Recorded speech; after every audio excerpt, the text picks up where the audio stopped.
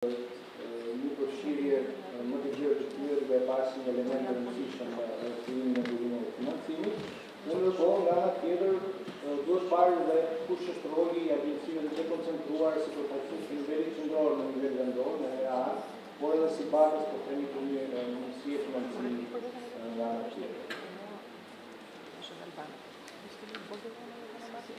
Sa i takon kapacitetit të njësive të qeverisjes vendore për bashkëfinancim, nga projektet identifikuara nuk ka dalë qartë se kush është mundësia që kanë njësive të qeverisjes vendore për të angazhuar në fonde të tyre të statimin e projekteve, por ne do supozojmë që kjo është e ulët aktualisht, por në gjasa do të ketë një mbështetje më të madhe në të ardhmen për shkak të automatizmit të servitës së teritorit të këtyre bashkive. Dhe në këtë kuadër ne rekomandojmë që të kërkojmë përveç mundësisë të qeverisjes vendore për financim, të kërkojmë edhe mundësi të tjera financimi për këto projekte, po që duhet parë, duhet renegociuar mënyra edhe mundësia për administratime projekte në shkrimin, implementation të tyre, në detajizim, implementation të tyre, të eventuar edhe uljen e kosteve. Por nga ana tjetër, kjo do të jetë shumë ndërlidhur edhe me mundësi që do të ketë qeveria dhe angazhimin e saj për rritjen e transfereve të faktikura ndaj njësive të qeverisjes vendore. Ndërkohë, shumë projekte në sektorët e agroprodhimit dhe turizmit lidhen me zhvillimin ekonomik vendor, që kanë që është nga funksionet korrespondinti për qeverisjen vendore. Dhe në këtë aspekt ka dalë qartë po themi një lloj problematike që lidhet me bashkëpunimin e njësive të qeverisjes vendore me agjencitë e dekoncentruara që janë në nivel vendor, për shkak po themi të një lloj vendosje ndoshta apo të ndërthurje të funksioneve që ato kanë. Në këtë aspekt ne ekzistojmë shumë të rëndësishme që edhe duke pasur në mend ekspertizën që është e nevojshme për hartimin dhe zbatimin e projekteve, do duhet që krijohet një një lloj bashkëpunimi më i mirë mes njësive të qeverisjes vendore dhe agjencive të dekoncentruara, dhe ndoshta edhe duke shkuar më tej edhe duke përcaktuar se ku realisht do të merret ekspertiza e nevojshme për zbatimin gjithë proces me zbatimin të projekteve në njësive të qeverisjes vendore.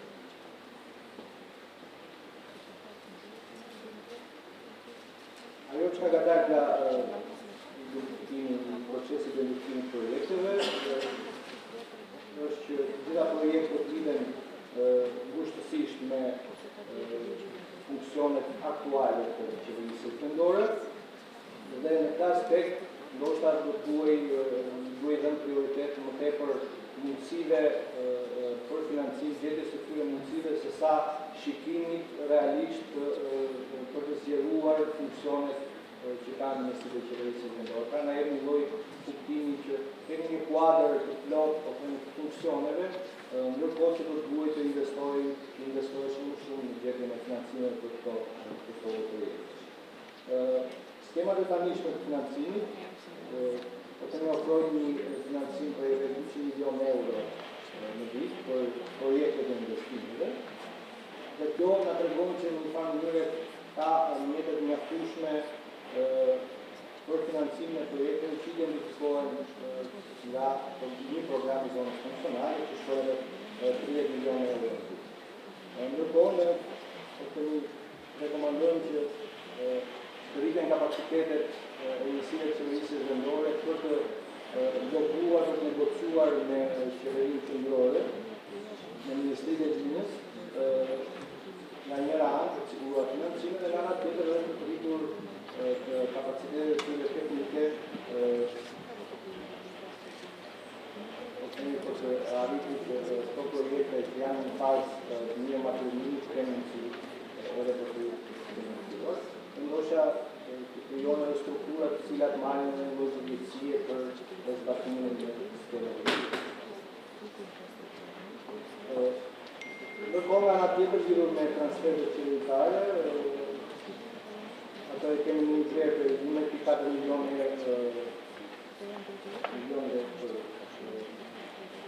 tek zonat funksionale në të cilat janë zhvilluar programe dhe zonat funksionale, që është, po themi, mjaft më e ulët në krahasim me funksionet e detyrueshme, pra me ato fonde që do duheshin për të zbatuar ose për të vënë në jetë funksione nga ana e Ministrisë së Qeverisë Vendore. Për këtë arsye shihet si mjaft e rëndësishme që në njëra anë po kemi një rritje të kësaj që është kushtuar, por nga ana tjetër të kishim edhe një po themi rishikim të kritereve që lidhen me dhënien e financimit dhe kontrollin, rritjen e mekanizmave të kontrollit.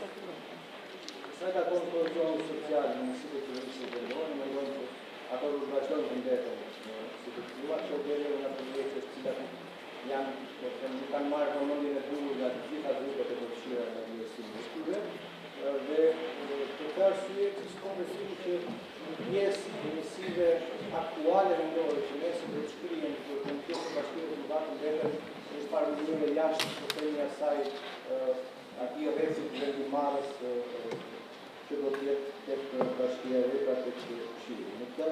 Në këtë pikpamje do të ishte mjaft e rëndësishme që programi i zonave funksionale në rastet e reflektimit do duhet të shmangin të gjitha ato mëngesa ekuilibrash apo marginalizimi nga pikpamja sociale që do mund të ndodhin në zonat periferike. Po ishim një të vlerë në sa nga gjetës të nga nga procesi dhe reflektimit të vlerë. Faleminderit Erton, nuk kërkoj ndjesë për probleme teknike, me sa duhet ka një pajisje në salë e cila interferon me fonin. Shpresoj të jetë pajisje e mirë. Okej. Atëherë, mënyra se si ne e kemi strukturuar këtë sesion është që pas këtij inputi të parë të ofruar nga përvoja e DLGP-s, të mund të merrim përshtypjet e menjëhershme të 4 personave kyç, në të vërtetë për ekspertizën dhe rolin që ato kanë në sferën e pushtetit vendor dhe proceseve që lidhen me të. Do doja të merrja reagimin e parë nga zoti Peter Clavelle, i cili përfaqëson programin e mbështetjes së USAID-it kryesisht të shtrirë në pjesën jugore dhe qendrore të Shqipërisë.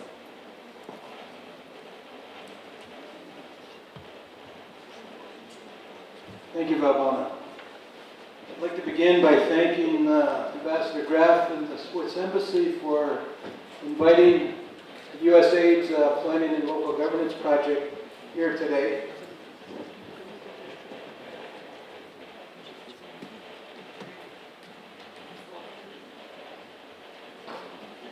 And I do believe that working together, particularly with a concentration of the DLDP project, providing assistance to local governments of the north, and the PLGP project focusing on the south and central Albania, I think we do have the opportunity to have a national impact. And I think working together, we've also been able to bring together stakeholders interested in local governance to participate in the very important policy dialogues that are occurring today. And so I think this is yet another opportunity to further that collaboration in consultation, in cooperation with our colleagues from the central government. So again, thank you. But I'd just like to reiterate a few points that were made today, and I think that there's very significant alignment, not by accident, in the work that's being done by DLDP and PLGP. And I think we all appreciate and understand the very important progress that is being made in terms of strengthening local governance and advancing the decentralization process. And I think we understand, and I heard this word used repeatedly this morning, that territorial reform provides an opportunity, but it also creates challenges that must be addressed if territorial reform is going to be successful in strengthening local governance. And I think that today we heard what some of those challenges are. I look at the functional area approach as being one approach to realize the potential of territorial reform. I also view it as an approach that can be linked with other strategies. And later today you'll be discussing territorial planning. And I think a functional area approach can be linked with the development of the general local development plans and with strategic planning occurring at the local level. I also think that there is an understanding that the